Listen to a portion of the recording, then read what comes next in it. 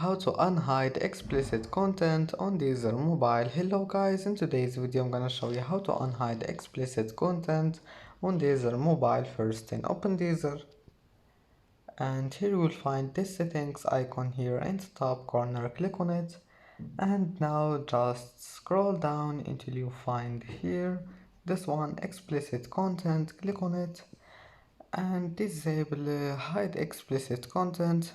This one, disable it, and as you see, hide explicit content have been disabled, and that's it. Then just go back, it will be saved,